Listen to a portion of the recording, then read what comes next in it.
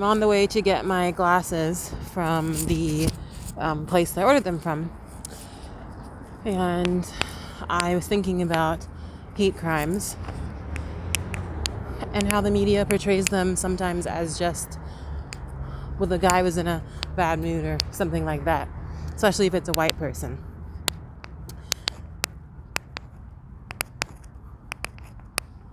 I've had a few weeks, maybe a week, to process all the hate crime. And it's more than just feeling heartbroken. It's more that there's this rage that is being built inside of me. And I feel like this isn't being talked about enough, hate crimes. And it's almost like it's just another thing that happens and we have to deal with it. Which is true in a sense that we have to deal with it, but how are we dealing with it, you know? A friend of mine sent me he had on his story about a Pakistani man who was Muslim who was killed by two teenage girls who were 15 and 16.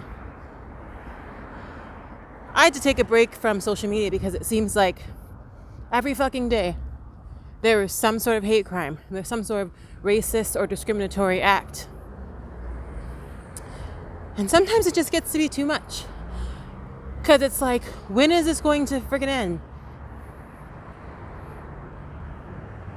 That's why I love to walk, because I have a lot of time to process what I feel in regards to these things. Sometimes I can't do it in my house. I definitely shouldn't do it at work because then I won't get any work done. But I have to cross the street.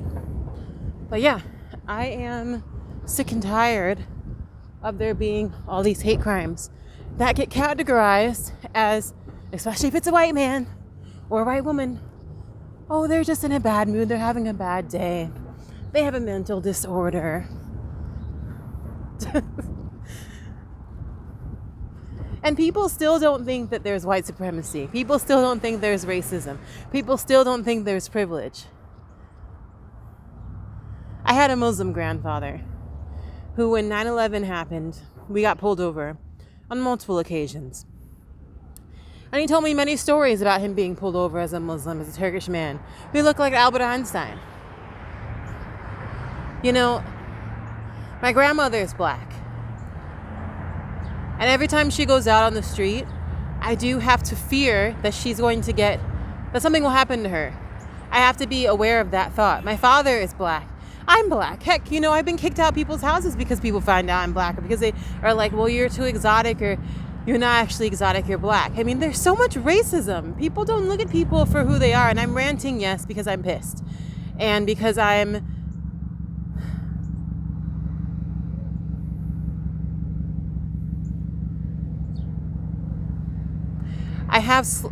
not the kind of person who's angry at all white people, but I'm angry that people think that these terms where they are belittling other cultures or, not understanding the language that should be used to uplift cultures, they are just like, they want to fetishize, or they want to, go along with the culture that has to do with racism and that has continually for centuries oppressed people.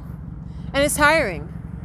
A lot of the people that I used to follow, and there are a lot of things that I used to do, but I don't even follow certain people anymore. Like,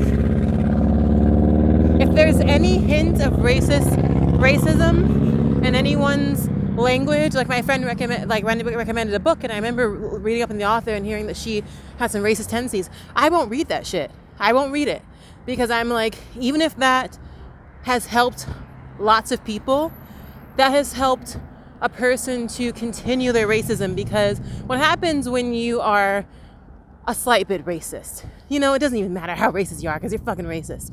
Whatever happens when you're racist and you are literally making money, you can perpetuate that because you have a bigger platform to be racist. And then you can have more money. We've seen this in many, many extremist groups, especially with the president, who has lots of money and who can make... I'm in a place where I can't talk too loud about white people. But we even had a freaking president that did not demean racism. And he had millions and billions of dollars to have these platforms and to pay for people to be silent. I mean, the United States is a country of immigrants. I'm talking about the United States because that's where I'm from. And yes, there's racism in other countries, of course, but I'm from the US and that's the perspective I try to talk about.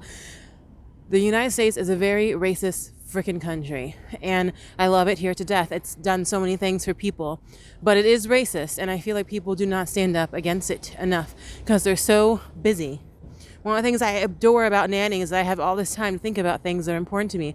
I don't want to be busy anymore just because I want to make money. A lot of people who are from a certain income bracket are so busy, and I remember telling someone when I first heard about the 6 Asian women that were murdered, who were older, by the way, so they weren't young women, young Asian women. People are like, oh, it was just part of a sexual fantasy. And these are older women.